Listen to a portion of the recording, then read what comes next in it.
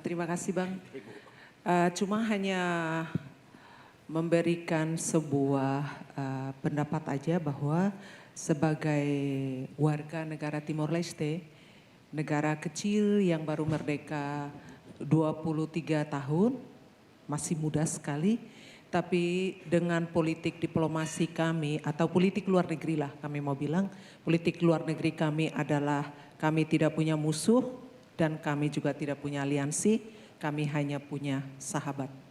Dengan politik itu menghasilkan dalam 23 tahun kita sudah mempunyai hubungan diplomasi lebih dari 100 negara yang punya hubungan diplomasi dengan Timor Leste, dan Timor Leste sebagai salah satu negara yang masuk anggota WTO paling cepat, kebanggaan kita juga, dan sekarang Timor Leste juga sebentar lagi akan menjadi bagian dari ASEAN sepenuhnya.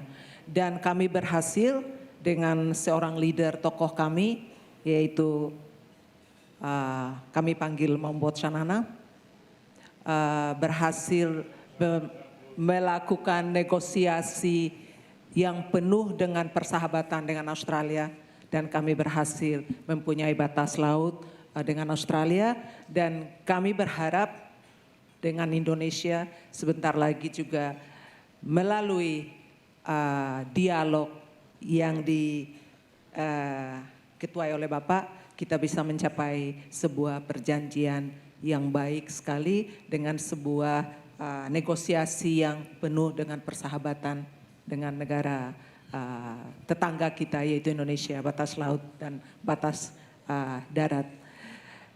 Sebagai mengenai hukum diplomasi, dari segi ini saya mau tanya saja, negara kecil ini sudah mencapai titik diplomasi seperti ini, bagaimana pendapat Bang Rocky?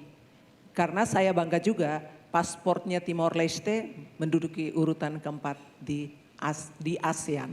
Terima kasih. Saya ingin ada satu rubrik di GMN yang mengulas terus soal diplomasi ini. Undang pakar-pakar untuk bicara bahwa Timor Leste merumuskan diplomacy means humanity itu. Pikirnya tema gitu. Jadi kita mesti ambil risiko bahwa orang akan anggap, iya itu karena Timor Leste takut, maka dia bilang humanity. Bukan. Dari awal diplomasi itu dimaksudkan untuk menghasilkan perdamaian kok, humanity itu. Ilmu diplomasi dimaksudkan buat itu.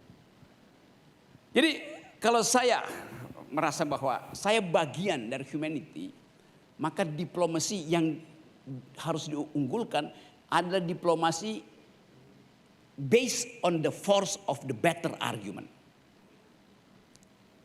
Kemampuan argumentasi itu. Nah kalau orang yang gagal berargumentasi dia marah, kan sering saya talk show di Jakarta itu, orang gagal berargumentasi marah ajak saya berkelahi itu. Kalau saya layani, saya sama dungunya. Karena dia tidak mengendalikan kemampuan berpikirnya kan. Kita ingin supaya seringkali kita nggak tahu apa yang terjadi, tapi otak kita mesti kita pakai, reason kita mesti kita pakai.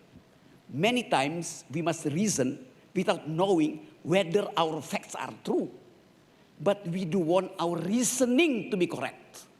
Itu basis dari diplomasi. Kita nggak tahu apa yang mau terjadi, tetapi begitu masuk dalam ruang diplomasi, kita tahu bahwa nalar kita itu benar.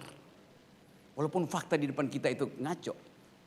Jadi ide itu tuh. Jadi saya kira saya dukung sepenuhnya dan saya usulkan di GMN ada rubrik tentang diplomasi itu.